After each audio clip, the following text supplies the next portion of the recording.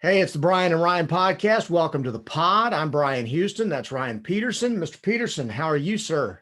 I am great. How are you doing? Doing good, doing good. We got to watch Masters. hmm That was pretty drama-less. Great story, though, because Hideki Matsuyama won the Masters, the first Japanese player to win a major. And so I wanted to get your initial thoughts on how much time did you invest in this thing over the weekend and just kind of get your general thoughts about what you thought about Matsuyama. so I actually watched most after I got back from church. I watched most of the final round, but like you said, it really was. The story is great because you have your first Japanese major champion, but the leaderboard was less than exciting, especially going into the day. I mean, unless you're a big golf fan, for the normal, maybe, just watching the Masters, a lot of those guys, you had no idea who they were. Most people had no idea who Matsuyama was. This looked like an off week PGA tournament, Yeah, where it none of did. none of the major players are playing in it. It's like in the Yeah, and Chattanooga Open. I guess at the end of it, it looked a little better because you had some guys that at least climbed, like, in the top five, six, or seven. But I mean, Jordan Spieth you never really thought he was actually making a play. Schauffele, who some people may not know, but he seems to always be in contention, but then he always does something to flame out. And boy, did he do it this time. Oh, Because I mean, that was the one thing. It did get interesting after 15, I believe it was, yeah, he when hit it in the Matsuyama water in six. bogeyed. He hit it in the water in 16, and Uh, and then Shoffley had cut it to 2 strokes and almost had cut it to 1 because he almost eagled 15. He missed it by less than a foot. yeah. And then on 16 on the par 3, he put it in the water. And that was pretty much it after that. You knew Matsuyama was going to win because Matsuyama actually bogeyed the last 2 holes, or the last couple of holes. So, Yeah, I think uh, he bogeyed the three of the last five. I think was what the yeah. number was. So he kind of he went in leaking gas and oil as he came in, but he won. Yeah, because that's why it made it, I guess, a little bit interesting because he had a 7-shot lead and then he ended up winning by 1. But the reality was he never was in a whole lot of pressure. But amazing to think, especially when you think about women's golf, to think that on the men's side you hadn't really seen the dominance or great performances from Asian or Japanese players. So I know Nick Faldo was talking about how huge he thinks this was going to be for global golf. But he was obviously very humble. I saw Shoffley, and I had told my wife, I was like, he plays like he's a robot. And then after the round, Shoffley in his post-round press conference said that it was like he was a robot. Nothing seemed to change him mentally. So good for him. But yeah, not the most exciting Masters I can remember. Just not a lot of big names at the top and a lot of disappointing performances by guys that we thought would be better. One of the things I found really funny about it as I was reading about Matsuyama Saturday, first of all, the dude still drives a minivan. Okay, so if you want to talk about humble, he is still humble. The other thing is when they had the rain delay on Saturday, they had a really long rain delay. All the other competitors went in and were schmoozing in the clubhouse. He was sitting in his car playing games on his phone. And I do think it's probably difficult for him because, as you could see, for the interviews, he needed the translator, not knowing, at least not knowing English well or being fluent. So, yeah, I'm sure he probably doesn't have a lot of connections like the other guys. But I do think this may be a point where we start seeing him doing this a lot because he'd been near the top of the leaderboard on multiple occasions in the last couple years, I believe. And, now he finally broke through. And, for golfers, that green jacket is sacred. So he's got it at a very young age. It was what I found striking about it too, and it's the personality differences. When you saw, for instance, Tiger Wood win the Masters, I mean, it's fist pumps and the crowd's going nuts, and he's going. And Hideki he had it so bottled up, and I mean, literally, there was no waving to the crowd. I mean, it was almost from the moment he won, he was keeping it all bunched up inside of him. You could see tears in his eyes, but I mean, Yeah. he couldn't have gotten faster to the clubhouse. I mean, he was walking fast to get out of there. The coolest moment to me was his caddy turning around and bowing to the Yeah. course. I thought, wow, you talk about reverence to the holy grounds of Augusta. Yeah, that was really cool. One thing I did feel bad for him was I don't believe any of his family was there. Right. I know they were all watching, but it was like what I think by the end of it, it was like 2 a.m. or no, it wasn't when it started. I don't It know. was It was breakfast by the time they yeah. finished. They'd By been the time watching it all finished, but it night. was 2 a.m. when his round started, and to get to have such an amazing moment. And to not have your loved ones there, I'm sure was a little tough. It may have been one of the reasons why he didn't show a whole lot of emotion. But he had a lot of tears in his eyes, and I mean, it has to be an amazing feeling to win that tournament. I saw TV ratings. CBS averaged 9.45 million viewers for the final round. That's up 68% from the November Masters we saw, which was really bizarre. Not surprising because they were playing right around NFL football, and people's minds just were not Right. into Yeah. golf in November. But they said this was the lowest spring Masters ratings since 1993. Yeah, and I had wondered about that because of the leaderboard. And look, I don't know if that's what it was, but because going into Matsuyama had complete control of the tournament, and there weren't any big names that were really on his heels, really in contention. So I don't know how much that had to do with it. One thing I did think about watching this tournament: how bad does Dustin Johnson feel? He has the shortest reign ever as a Masters champion. He gets what? I guess it was in November. Was it October or November? November, I believe. Okay, that he won, and then he looked really thrilled to hand away the next jacket. Like his facial expression, he looked like he didn't want to be there. Well, Usually the guys at least look, I mean, they're in a semi good mood. Maybe it was because he had only gotten to have it a few months. I wonder if he was able to go home and then come back for Sunday afternoon ceremony, because he couldn't have got out of that clubhouse faster. Yeah, and he Brother's did cabin, not have he it. vacated that thing in a hurry. Yeah, and that had to be a weird feeling when just several months before you win it and then you don't even make the cut. So Right. yeah, that had to have been tough. I saw another story that's big. We're recording on Wednesday morning, and Gary Player's always going to be asked to come back as long as he's able to swing a golf club. He's going to be asked to come back and hit the ceremonial tee shot with Jack Nicklaus. But his son is being banned from future Masters for using that ceremony as an opportunity to promote golf balls. Apparently, during the tee shot, where Lee Elder was there, the first black Yes. player, I mean, there's so much historical significance. And there's Wayne Player serving as his dad's caddy, standing behind Elder. He's clearly holding a sleeve of Encore golf balls in such a way as to give the logo maximum visibility. So the perfect product placement. So Gary, you can come back. Your son's not welcome.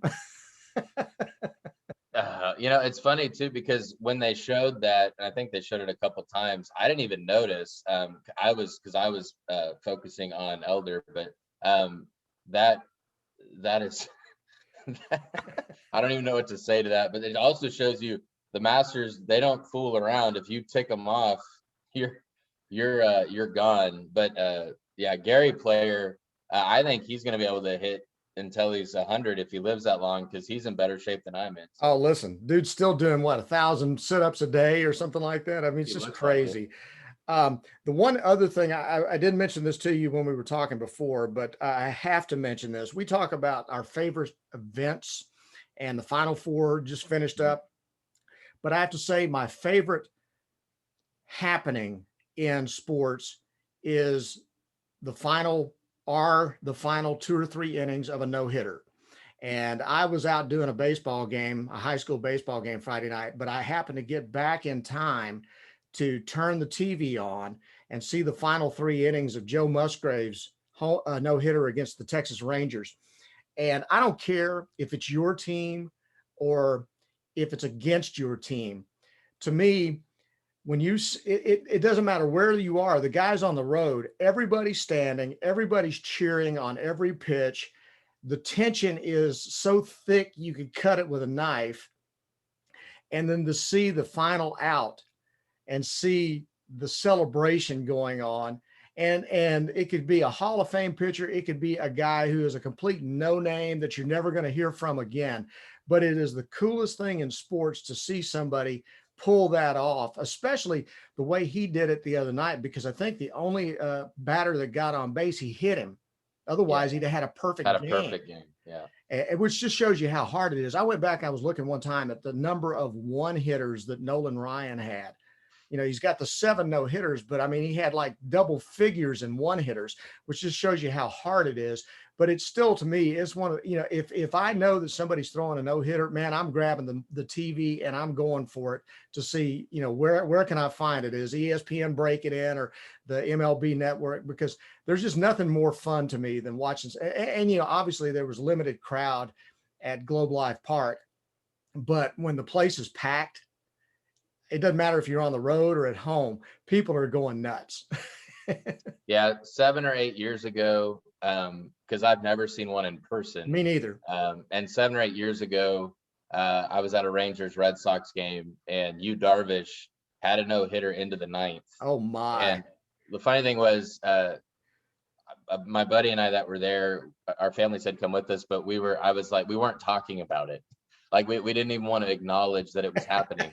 But then once you got to like the 7th or 8th inning, you're like, could we actually see this? And then the bad thing was they got broken up on a bloop single in the 9th. But yeah, they're amazing, and it is so difficult. And the perfect games, like you said, are even more incredible because, you know, just one pitch, you lose one pitch out of your hand and it hits them or whatever it may be.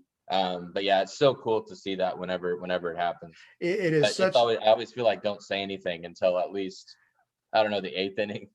And then you're sitting there in the 9th, there's 2 outs, and then it's such a gut punch when somebody just finds one of these seeing eye base hits, you know, just a grounder through the gap, just beyond the glove of the shortstop or the second baseman, and you're going, ah. And the pitcher's just, you know, he's got his glove up over his mouth, you know, saying all kinds of bad words. Yeah, because that has to be the ultimate just. That's a beating. I mean, I don't even know how, to even have to then finish, because that's the thing. Then it's like, okay, well, now I still got to just finish and at least get the win. But that has to be the worst feeling. Now, Mark Cuban would argue with you because he thinks the worst feeling is him and the Mavericks not finishing in the top 6 in the Western Conference and having to play in a play-in tournament to get into the playoffs. They did this back in the shortened summer season because of COVID-19, and it added a lot of excitement. But now I guess, and everybody before the season started, all the board of governors, Cubans on that body, voted unanimously to go ahead and do it again this year because again, it was going to be a shortened season. And so to add some excitement and, you know, all of this, but now his team is the one that's facing the pressure of not making it or having to play in that play-in tournament. He's not so happy about it now.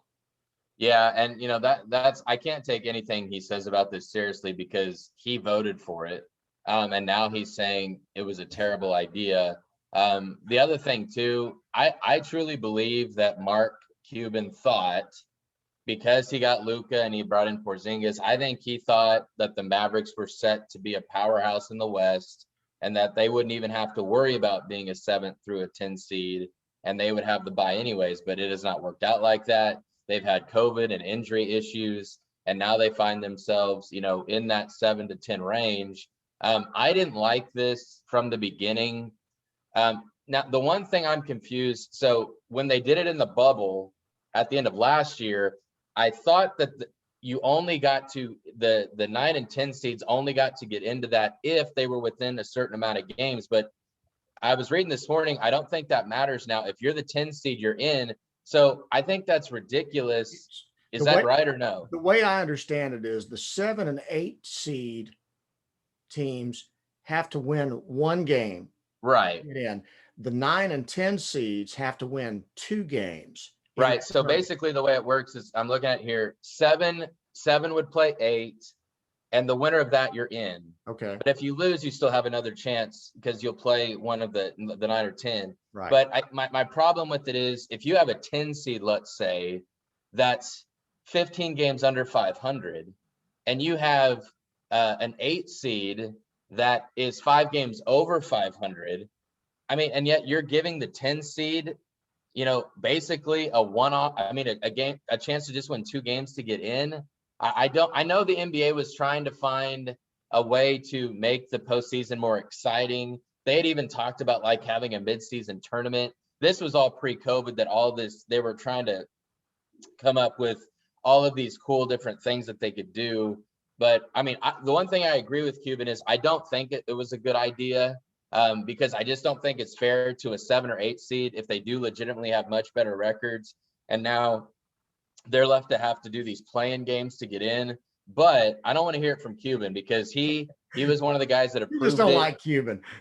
I actually like Cuban. I mean, there's certain things I don't agree with them on, but I mean, I wish all owners cared about their team like he does. But I don't want to hear him complaining about this because, in my opinion, if the Mavericks were the 3 or 4 seed, he wouldn't have said a word. Well, but they're not. Here's my gripe. Okay, he makes legitimate arguments about this. No, I agree with his reasoning. Yeah. I just think he's doing it because of sour grapes. It may be. He's talking about they've got a compressed schedule, so rather than being able to rest players when you've got a playoff spot sewed up. It makes it where you got to approach every game as a playoff game to get in or stay in the top 6, except for the fact that in a key ball game just a week ago, Rick Carlisle sat Luka, for load management, in a game where they really needed to win, and they lost the game. So, you can't have it both ways. If you're going to rest players, if you're going to choose to rest players, I'm sorry, but I still don't like this because Larry Bird and Magic Johnson and Michael Jordan played 82 games. If they were throwing the ball up and those guys could walk, they were in the lineup. Yeah. And so this crap that started with, I guess, with Kwame, I don't like it. I mean, you're getting paid a huge amount of money. Fans are coming to games expecting to see you. And when the coach says he's resting tonight, or, it's just, I don't like it. No, and I agree. And it's why, and this is kind of off topic, but in talking about the MVP front runner, a lot of people think it's between 2 big men, Nikola Jokic from the Nuggets, who's had an unbelievable year, and Joel Embiid. And I mean, to me, it shouldn't even be a conversation because Embiid's missed between 20 and 25 games, and Jokic hasn't missed 1 game. And like you said, availability is the most important thing. No matter how good you are, if you're not available for a third of the season, if you're always missing games, what good are you doing your team? So yeah, it's a different era. Players have so much more control. And they take these off nights. But look, Kawhi Leonard, who's the guy I was thinking about. Popovich, I think, started. Yeah, Popovich. Yeah. But look what happens. I mean, the Nuggets, they're done with their championship chances because Jamal Murray had been battling an injury. They had sat him. Then he comes back and plays against the Warriors 2 nights ago. He tears his ACL. But injuries are going to happen. I mean, whether you play the thing is that injury could have happened if you played 40 games. Yeah. It's just those kinds of things. I don't like this idea now that these guys are. It really just chafes me because I watched the greatest era of basketball, in my opinion, the most competitive era of basketball. And this was back when if you got free on a breakaway, you knew you were going into the 8th row. And now you'd get suspended multiple games. Yeah, it was WWE on steroids, and everybody played every ball game. So I'm sorry, it's just the snowflake generation just really getting on my nerves right now. What's on your radar? I think it's going to be interesting to see what happens with the NFL draft. And Also, these rumors with the here was one I thought was interesting. I'm hearing, would the Cowboys trade up to get the Florida tight end Pitts, who, everyone said this guy is going to be a once in a generation kind of tight end, but the Cowboys have so many issues defensively. Would they? I mean, and look, this may not even be something they're thinking about, but it's good for discussion. Would you want to add Pitts and make the Cowboys offense probably unstoppable, or address, this defense that has been so porous with a cornerback or, something like that? If your defense was average to just barely below average, I might consider it. Okay. But their defense was the worst in the history of the franchise. It was that bad, huh? It was the worst in the history of the franchise. This goes back to 1960 when they were an expansion team. They were worse than that. Okay. So this team is epically bad on defense, and they need about 8 really good players. So no, I would not take Kyle Pitts. Kyle Pitts is a terrific player. Okay, there's no argument, but they got terrific players all over that offense. They don't need enough. They need linemen. They need linemen they know are going to be available this year. If they're going to go offense, take an offensive lineman. Bill, I was going to say, okay, so here's an interesting question then. Let's say one of those 2 stud tackles falls to them, or they can have the best corner on the board, whether that be Surtain or what would you want them to take? I think I hate drafting for need. I've always been a guy, Gil Brandt, because I've grown up a Cowboy fan. I always said, take the best player on your board. Okay. Don't draft for need. Take the best player on your board. The Cowboys, since Jerry Jones has come along, have gone exactly opposite of that up until about 5 years ago. But even then, 2 or 3 years ago, they take Taco Charlton over Watt. What a stupid move, because he doesn't fit our defensive philosophy. Are you serious? Taco Charlton is a complete bust. Yeah. He's gone. He's not even with the team. Okay. And JJ Watt's little brother is wreaking havoc. Yeah. If you get a good defensive player, you take him. If you got to change your defensive philosophy, if you got to go from 4-3 to 3-4 to get a great player, you do it. Yeah. It's just stupid. So if Surtain is the best player on their board, I think they've got to take him. The good news is you can't make a mistake with that pick if you go offensive line or you go Surtain. You're going to help your team either way. But I would lean to Surtain. And here's the thing that drives me crazy about the draft. Suddenly, it never fails. Surtain is the guy, and then all of a sudden, somebody's stock starts to rise. Yeah. The South Carolina corner right now is getting all kinds of notice. Nobody paid any attention to him up until about the last week. So suddenly now, it's like the new shiny toy. And you know how Jerry likes new shiny toys. It's like he stares right into the glare and starts drifting toward it. And you've got the sure thing player sitting right there in front of you. But suddenly this new shiny toy shows up. And I hate that about the draft. It's the same thing that happens with the quarterbacks.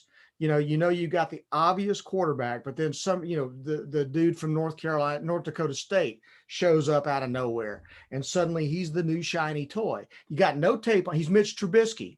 You got no tape on him. You got 1 season. Yeah, he looks like a player, but is he? So those kinds of they outthink themselves. Take the sure thing. The sure thing. I mean, you can't go wrong with an Alabama cornerback. Okay. Nick Saban's coached him for 3 to 4 years. You can't go wrong with picking that guy. He's pro ready. Yeah. I think as someone that's not, I don't care what the Cowboys do one way or the other, but I think what I would tend to lean is what you're saying, because I do think that, a tackle, one of those 2 stud, Sewell or Slater, one of those 2 could be really good. And because the Cowboys, for many years were built on that offensive line, but From all the things I'm hearing from the draft experts, there's a lot of depth at tackle in this draft. So they could probably get a good one in the second, third rounds. But there's not another corner, in my opinion, that's going to be a sure thing like Surtain would be. So if you can add him to your secondary, yeah, I think that's probably what you should do.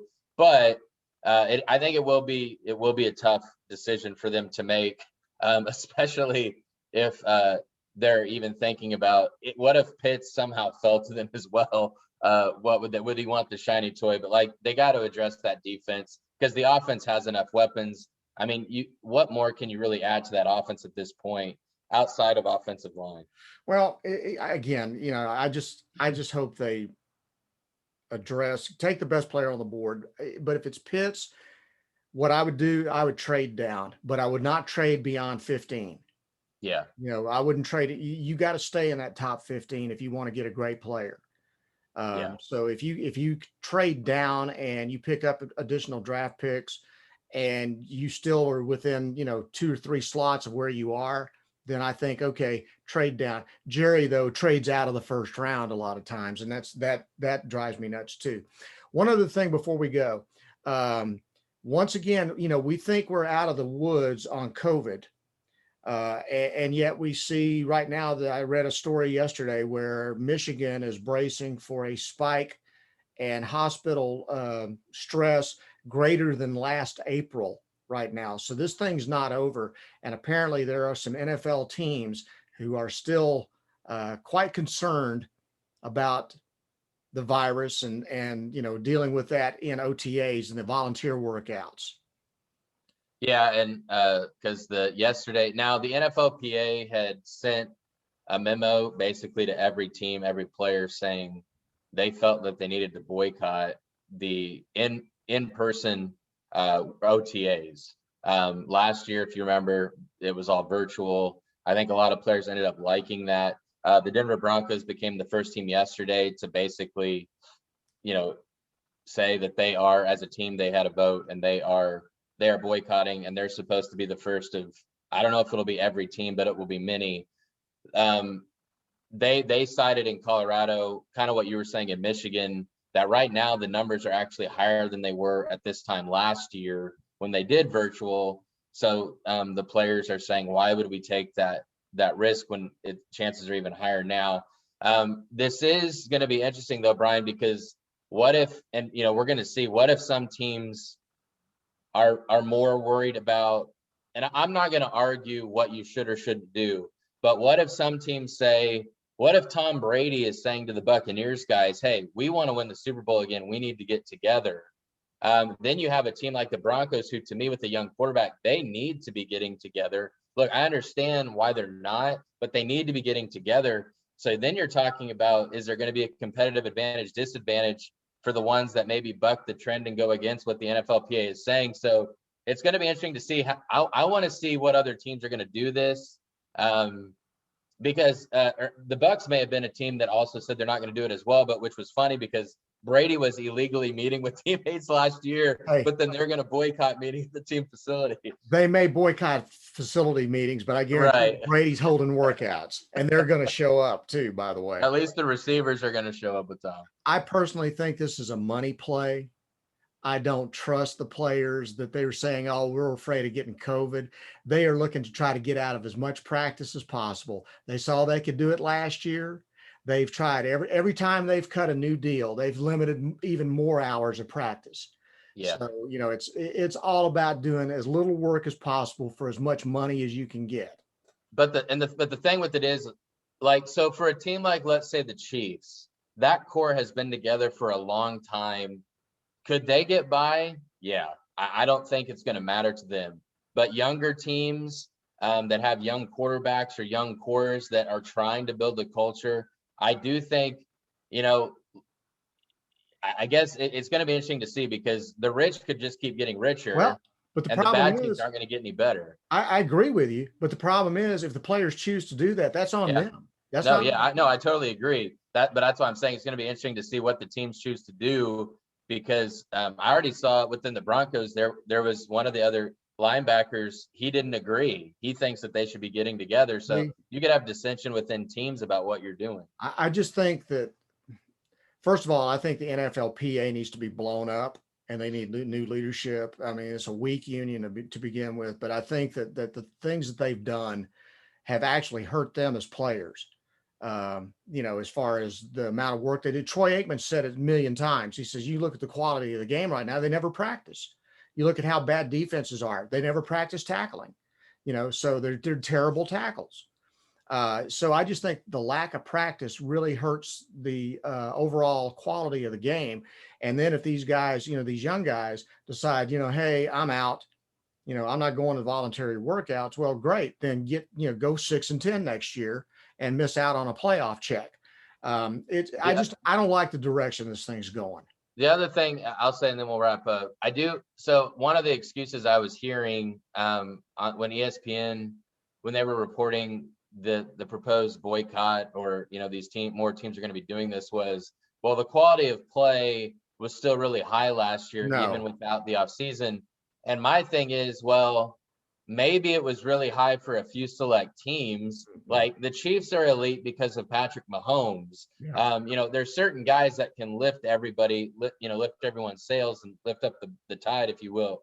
But most of the games, like if you're watching some of these other teams on Sundays, the games are, sometimes are really bad, and it's just bad football. Some of these Thursday night games we have to watch, it's not good football. So I don't agree like that the product was just this no. great thing that they didn't miss the workouts. I totally agree with you. I don't think the quality of the game is better with them practicing less.